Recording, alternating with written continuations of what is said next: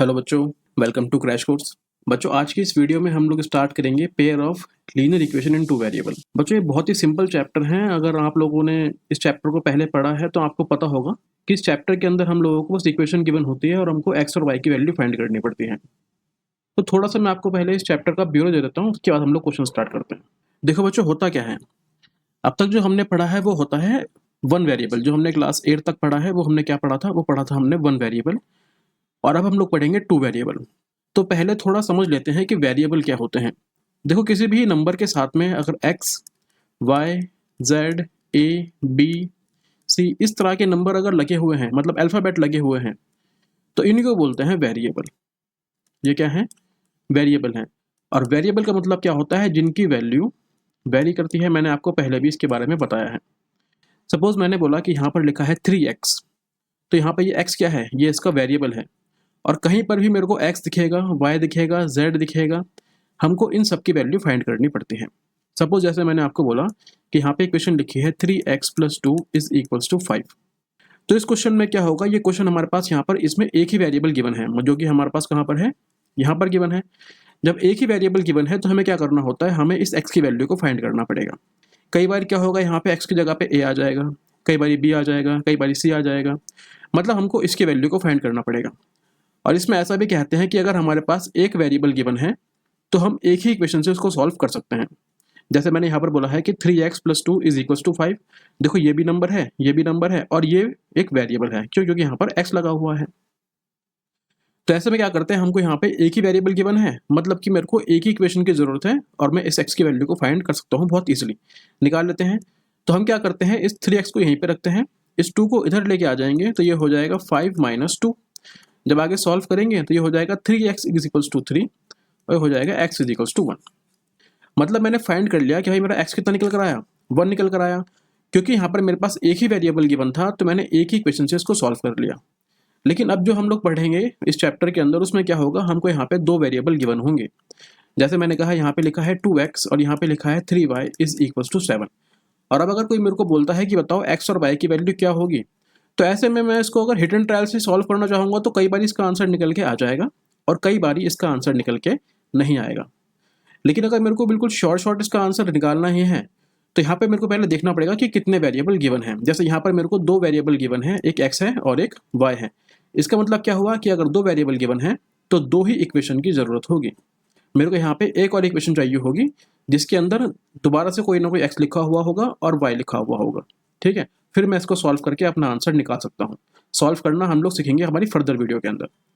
कई बार क्या होगा, अगर हमारे पास 2x + 3y + 4z इस तरह की इक्वेशन आ गई, सपोज इसको मेरे को सॉल्व करना है, तो यहाँ पर आप देख पा रहे हैं कि यहाँ पर तीन वेरिएबल गिवन है, एक x है, एक y है, एक z है।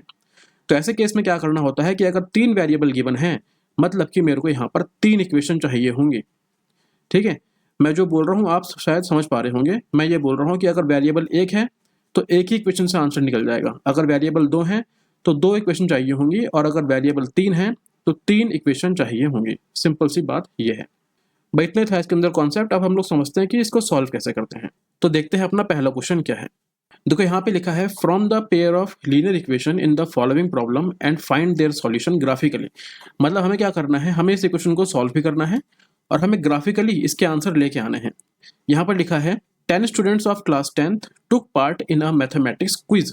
If the number of girls is 4 more than the number of boys, find the number of boys and girls who took part in the quiz. उसने कहा है कोई एक स्कूल है, उस स्कूल के 10 बच्चों ने किसी मैथमेटिक क्विज में पार्टिसिपेट किया।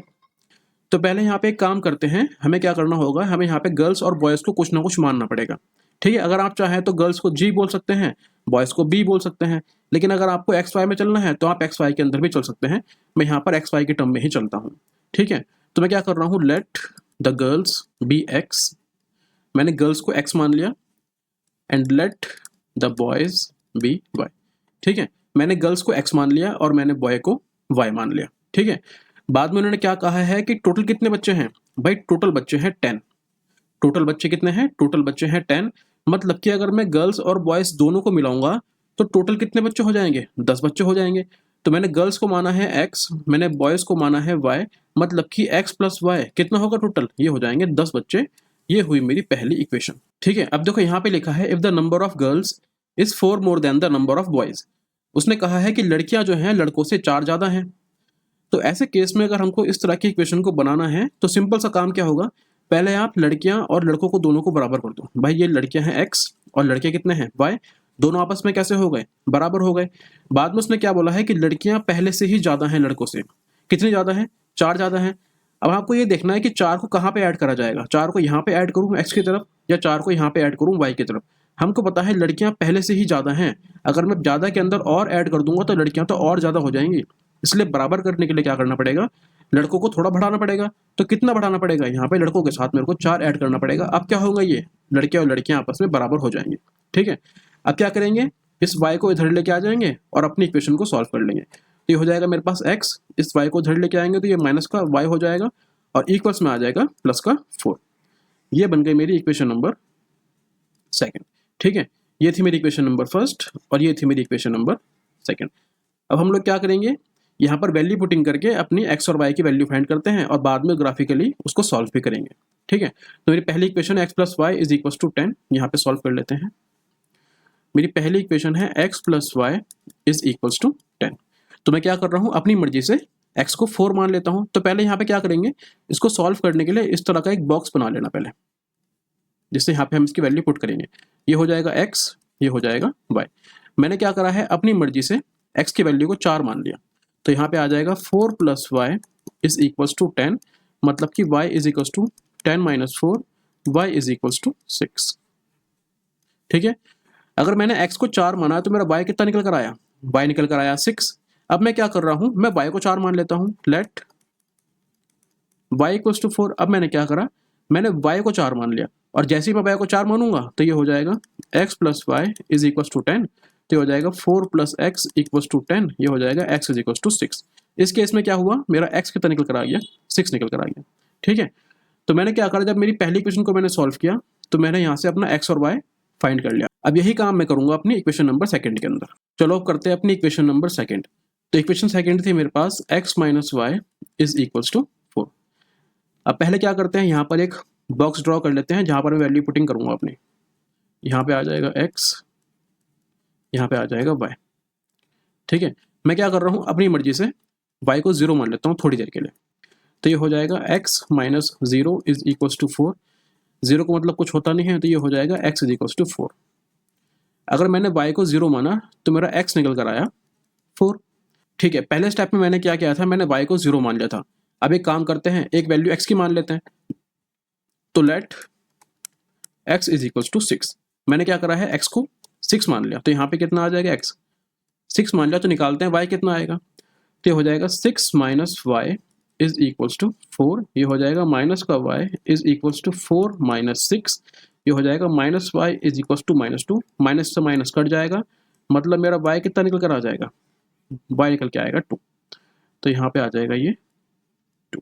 ठीक है, अब मैंने क्या करा है, मैंने अपनी पहली इक्वेशन से भी अपनी x और y की वैल्यू फाइंड कर ली है और दूसरी इक्वेशन से भी मैंने अपनी x और y की वैल्यू फाइंड कर ली है। अब क्या करते हैं, इसको ग्राफिकली रिप्रेजेंट करके देख लेते हैं कि हमारा ग्राफ कहाँ पर कट रहा होगा। तो ये थी मेरी पहली इक्वेशन, ये है मेरी दूसरी इक्वेशन और ये हैं इनके कोऑर्डिनेट्स। ठीक है, हम लोग क्या करते हैं, यहाँ पे पहले अपने कोऑर्डिनेट्स को ड्रॉ करते हैं और उसके बाद इन लोगों को वहाँ पे प्लेस करते हैं। तो यहाँ पे आ जाएगा 0, इसको बोलते हैं ओरिजिन पॉइंट। ये होती है x एक्सिस और ये होती है मेरी y एक्सिस। ठीक है, तो यहाँ पे नंबर प्लेस करते हैं। तो यहाँ पे आ जाएगा 1, यहाँ पे आ जाएगा 2, यहाँ पे आ जाएगा 3, फिर 4, फिर 5, 6, 7 और 8।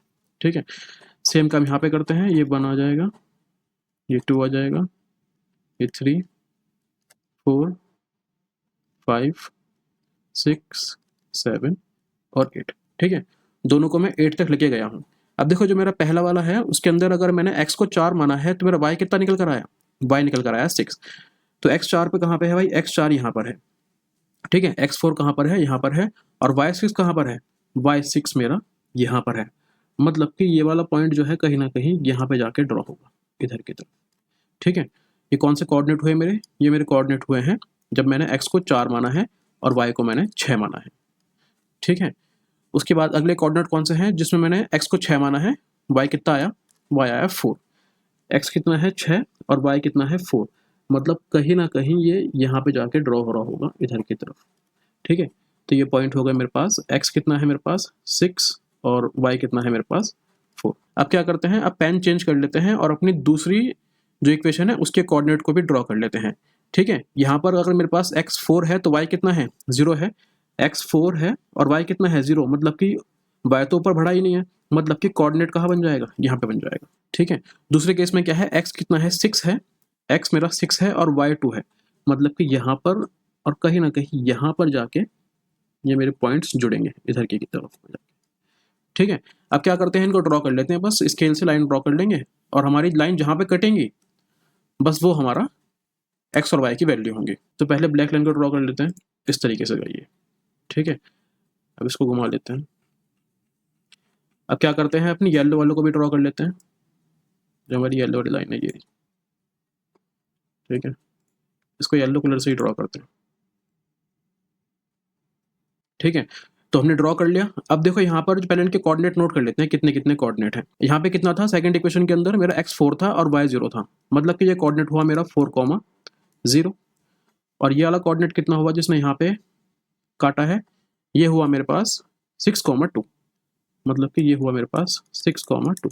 और इन दोनों लाइनों ने आपस में कहाँ पे काटा है, इन दोनों लाइनों ने आपस में यहाँ पे काटा है, मतलब कि जहाँ पे x कितना है, x तो मेरा 7 है और y कितना है, y मेरा 3 है, ठीक है। जहाँ पे x कितना है मेरा 7 है और y कितना है 3 है, तो यही हम बोल देंगे ये मेरी x की वैल्यू हो गई और ये मेरी y की वैल्यू हो गई। तो जब मैंने ग्राफिकली इसको रिप्रेजेंट करा है तो मेरे पास इन दोनों इक्वेशन के जो x और y निकल कर आए हैं वो निकल कर आए हैं 7,3, ठीक है। और यही क्या है, इस क्वेश्चन का आंसर है।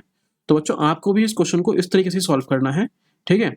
आप लोग मेरे को सोच रहे होंगे मैं इतना टाइम लेके इसको बना रहा हूँ, असल में बच्चों ये बहुत जल्दी बन जाएगा, पर अभी टेक्नोलॉजी से मैं इतना यूज टू हूँ नहीं असल में, क्योंकि मैं ऑफलाइन तो काफ़ी टाइम से पढ़ा रहा हूँ लेकिन ऑनलाइन पढ़ाने का इतना एक्सपीरियंस मेरे को नहीं है। बाकी धीरे धीरे मेरे को भी आ जाएगा, तब मैं बाकी टीचर की तरह वैसे ही पढ़ा दूंगा, लेकिन फिलहाल तो जैसा मेरे को आ रहा है मैं वैसे ही आपको करा के दिखा देता हूँ, ठीक है।